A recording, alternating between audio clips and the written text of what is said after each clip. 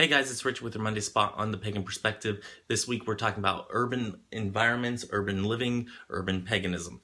And before I get too far into this video, I want to say sorry about the weird lighting and the weird echo if that's coming through on the video. I'm currently at my house in New Jersey and I just got here like yesterday morning, early in the morning, so haven't really moved in yet and just trying to do the video, kind of as I'm unpacking stuff and whatnot. So anyway, on to the topic. It's in the bottom bar as per usual. This one comes from Chrome 166 and it says, what is your perspective on the urban lifestyle? What kind of relationship can there be between the cities or between cities and the future of paganism as modern society gravitates more and more towards shared spaces and public living? Okay, so urban lifestyle, urban magic, urban paganism. I think it's Christopher Penzak has a book out there. I think it's called Urban Witchcraft, and I do suggest anything by Christopher Penzak. He's very in depth. He's very intellectual in his writing. So if a little bit, I don't want to say highbrow type of writing, but a little bit more intellectual, in depth type of writing isn't your type of reading style, that might not be the best book for you. But I do suggest having it in your library of resources. I have a copy of it. I haven't read through the entire thing, but I have leafed through it, and there's a lot of good information, as with any of his books that I've seen out on the market. So I do suggest his writings on urban paganism. I know there's I think it's Urban Witchcraft, I think is what it's called. But anyway, Christopher Penzak, great author. I know there's a couple other books on the subject, so do a search for urban paganism or urban witchcraft and see what pops up. I know his will be one of the ones that pop up, so yeah. So my perspective on the urban environment and urban paganism, urban witchcraft, is if that is where you feel comfortable, great. It does pose a problem going into nature and whatnot. There are city parks, so I do encourage you to go out and find where the nearest park is, where the nearest area is for you to be able to commune with nature. If you need to, put your hands on a tree or, touch the earth, the grassiness of the earth and whatnot, you can't really do that in an urban setting usually. So there are parks that are out there, so I do encourage you guys to go and find these parks. Cemeteries are a great place for that if you feel comfortable in a cemetery. I know I do. And going to a cemetery, they're all over the place. Great places to just sit in nature. A lot of them have like little benches and whatnot. You can go and you can sit on the bench and nobody bothers you. They just see you sitting there. If you just want to sit there and meditate for a minute, nobody's going to bother you.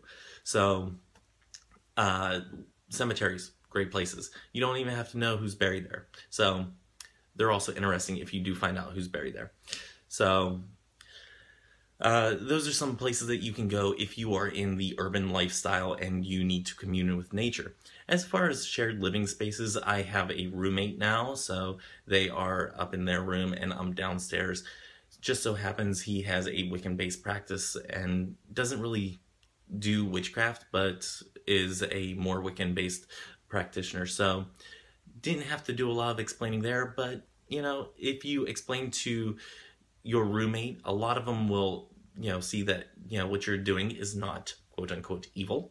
So it's not the evilness that it is actually portrayed by a lot of people. So if you sit down and explain to them what this is that you're doing, a lot of them will actually start coming around to, okay, that's their thing. Even if it's not their thing, a lot of them will sit down and say, okay, that's their thing.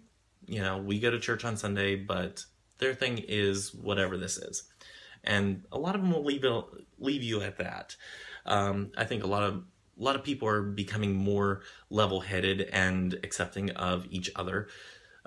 Overall, I don't want to say everybody, but overall, I think a lot of people are becoming a little bit more tolerant of people of other religions and other belief systems. So sitting down with your roommates, if you have roommates, or flatmates if you're in the UK, those are things that, you have a discussion with them about, saying, oh, you might see something that's, not something that you're used to. This is something that is part of my religious practice. And if you could respect that, it'd be much appreciated. And a lot of them will understand and go with that. So, especially if you're paying part of the bills. So that's a big part.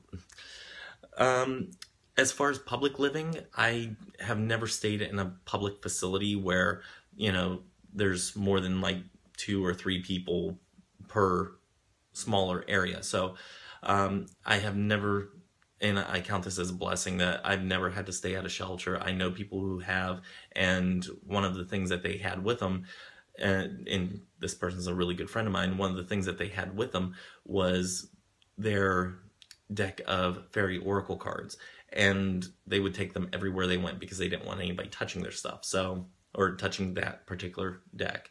So I don't really connect with that because I don't know enough about it, so I can't really speak intelligently on that.